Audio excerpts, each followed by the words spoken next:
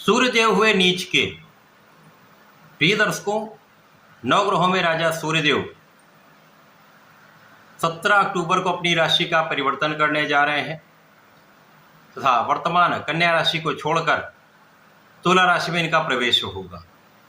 अब चूंकि तुला राशि सूर्य की नीच राशि है, जहां पर ये नीच राशि में प्रवेश करेंगे, और जैसा कि ज्योतिष का नियम है, जब भी कोई ग्रह नीच राशि में प्रवेश करता है तो उसका प्रभाव कम हो जाता है तथा वो नकारात्मक प्रभाव देने लगता है। अब जब नवग्रहों में राजा सूर्यदेव, जो इस जगत में प्रकाश के स्रोत हैं, साक्षात देव हैं, इस जीव जगत में ऊर्जा का संचार करते हैं। सूर्य की प्रथम किरण से ही इस जीव जगत में प्राण का संचार हो जाता है, ऊर्जा का प्रवाह हो जाता है, प्रकाश का प्रवाह हो जाता है। जब सूर्यदेव नीच राशि में होंगे तो किस प्रकार का परिणाम देने जा रहे हैं। जय श्री गणेश, नमस्कार। मैं आचार्य संजय द्विवेदी। मेरे समस्त प्रबुद्ध दर्शकों का मेरे चैनल पर हार्दिक स्वागत है। प्रिय दर्शकों, आज मैं मेष राशि के लिए सूर्य के इस राशि परिवर्तन का, सूर्य के इस नीचत्व काल का किस प्रकार का परिणाम प्राप्त होने वाला है, इस समय में सूर्य एक अच्छा परिणाम प्रदान करेंगे अथवा कहीं पर समस्या देंगे, संपूर्ण विश्लेषण मैं पूर्ण तर्क के साथ करने जा रहा हूँ। यदि कहीं पर कोई समस्या या अवरोध है तो उसका क्या निराकरण, इसका भी उपाय मैं बताने वाला हूँ। प्रिय दर्शकों, इस राशिफल को आप अपने लग्न तथा राशि दोनों के अनुसार देख सकते हैं। मेष राशि मंगल की राशि है, जहाँ पर मंगल और सूर्य का अतिमित्र का भाव है। सूर्य राजा है, मंगल सेनापति हैं। इस प्रकार से अत्यंत प्रभावी ये परिवर्तन है। अब सूर्य का जो परिवर्तन हो रहा है वो मेष राशि के लिए सप्तम भाव में हो रहा है। सप्तम भाव जो केंद्र का भाव है, जहाँ पर समस्त ग्रहों का प्रभाव कई गुना बढ़ जाता है, परंतु यहाँ पर सूर्य नीच के होंगे। सूर्य मेष राशि के लिए पंचमेश है, अर्थात ज्ञान, शिक्षा, संतान भाव के स्वामी हैं। पंचमेश का सप्तम भाव में गोचर एक अच्छा प्रभाव तो देने वाला है। यहाँ पर केंद्र त्रिकोण राज्यों का लाभ मिल सकता है। सूर्य का ये परिवर्तन नीच राशि में है, परंतु यदि यहाँ पर संपूर्ण रूप से स्थितियों का अवलोकन करेंगे तो यहाँ पर शुक्र और शनि की ऐसी स्थितियां बन रही जिसके कारण सूर्य का ये नीचत्व का प्रभाव बहुत कुछ संतुलित हो रहा है। यद्यपि यहाँ पर पूर्ण रूप से नीच भंग नहीं है, परंतु सूर्य बहुत कुछ नकारात्मक प्रभाव भी नहीं देने वाले। कुछ अच्छे प्रभाव मिलेंगे, कुछ समस्याएं भी होंगी। यहाँ पर आपका अहंकार बढ़ सकता है, यहाँ पर आपका क्रोध बढ़ सकता है। सूर्य के इस परिवर्तन से जो आपका पराक्रम है, अब क्योंकि लग्नेश के साथ इनका गोचर है, मंगल के साथ इनका गोचर हो रहा, तो आप पराक्रमी तो अत्यंत होंगे। यहाँ पर आपका परिश्रम बहुत अच्छा होगा, परंतु हो सकता है कभी कभी आपका परिश्रम सही दिशा में ना हो पाए या परिश्रम का पूर्ण लाभ आपको प्राप्त नहीं हो पाए, जिसके कारण तनाव बढ़ सकता है, क्रोध बढ़ सकता है, कुछ विवाद की स्थिति भी यहाँ पर बनती है। यहाँ पर आपको बहुत धैर्य के साथ चलना होगा। अब क्योंकि यहाँ पर ज्ञान, शिक्षा के स्वामी सूर्यदेव हैं, इनका सीधा प्रभाव लग्न पर है, तो शिक्षा में बहुत कुछ नकारात्मक प्रभाव नहीं है, परंतु यदा कदा आपका आत्मबल उतना अच्छा नहीं होगा, जिसके कारण शिक्षा में उतनी अच्छी स्थिति नहीं बन रही। कभी कभी कुछ समस्याएं ऐसी उत्पन्न होंगी जब आपका मन पढ़ाई से विरत हो सकता है।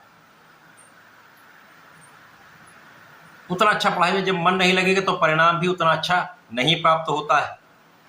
तो शिक्षा प्रतियोगिता में सफलता का योग तभी बन पाएगा जब आप अत्यंत परिश्रमी के साथ साथ सही दिशा में प्रयास करेंगे। इस समय आपको पूर्ण मनोयोग के साथ अपने पढ़ाई के क्षेत्र में लगे रहना होगा। सूर्यदेव को जल देना होगा, जिससे आपका आत्मबल अच्छा रहे और सूर्य का नीचत्व का प्रभाव भी कम हो जाए। अब लग्नेश के साथ सूर्यदेव हैं तो ऊर्जा के एक अच्छा प्रभाव तो आपको प्राप्त हो रहा है।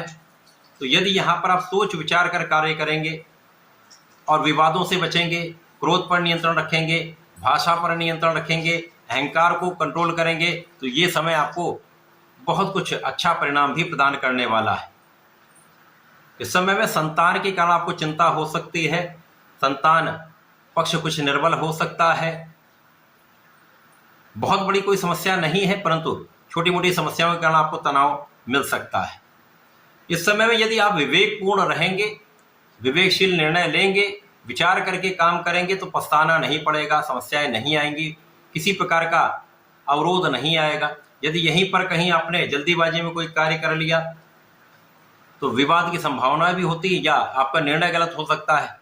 इसी प्रकार से जो जातक सरकारी नौकरी में है, सरकार में है, प्रशासनिक सेवाओं में है, तो आपको बहुत सोच विचार कर चलना होगा, अपने कार्य को निष्ठा के साथ करना होगा, क्योंकि यहाँ पर जरा सी भी असावधानी समस्या का कारण बन सकती है। परंतु यदि आप सोच विचार कर निष्ठा के साथ अपने काम में लगे रहेंगे तो समस्याएं नहीं आएंगी। ये समय सूर्य का परिवर्तन मेष राशि के लिए सप्तम भाव में होकर जीवन साथी के साथ सामंजस्य बनाने वाला है, आपसी प्रेम में वृद्धि करने वाला है, परंतु यहाँ पर भी आपका अहंकार कहीं ना कहीं कुछ समस्याएं देने वाला है। तो अहंकार को नियंत्रित करना अत्यंत आवश्यक है। स्वाभिमानी होना अच्छी बात है, परंतु अहंकारी होना कहीं ना कहीं कष्ट का कारण बनता है। यहाँ पर शासन सत्ता से उतना अच्छा लाभ आपको नहीं मिल पाता है। यहाँ पर सरकारी तंत्र से, सरकारी सेवाओं से आपके बहुत प्रयास के बाद आपको लाभ मिल पाता है। तो आपको निरंतर प्रयास करते रहना चाहिए। यदि आपको सरकार से लाभ लेना है, सरकारी सेवाओं से लाभ लेना है, सरकारी नौकरी में, तो वहाँ पर समस्याओं से बचना है तो नियमित रूप से सूर्यदेव को जल देना चाहिए, आदित्य हृदय स्रोतम का पाठ करना चाहिए। इसी प्रकार से इस समय में अपनी ऊर्जा को नियंत्रित कर रखना चाहिए, क्योंकि अब यहाँ पर राजा भी हैं, सेनापति भी हैं, दोनों परम महाबली ग्रह हैं, दोनों का विशेष ऊर्जा का प्रवाह है। इसी प्रकार से ऊर्जा का स्तर अत्यंत श्रेष्ठ है। तो यहाँ पर अपने व्यवहार को बहुत संयमित रखना है तथा ऊर्जा को सही दिशा में उपयोग करना है। यदि इस समय में आप भगवान शंकर मोचन की शरण में रहते हैं, ओम हनुमते का नित्य 27 बार भी जप कर लेते हैं तो विशेष लाभ मिलेंगे। तथा प्रत्येक मंगलवार को भगवान शंकर मोचन का हनुमानाष्टक करें, बजरंग बाण का पाठ करें, तो इस समय का निवारण आप कर पाएंगे, समस्याओं से मुक्ति पा पाएंगे। तो ऐसा करके इसका उपयोग करें, लाभ लें। धन्यवाद, नमस्कार।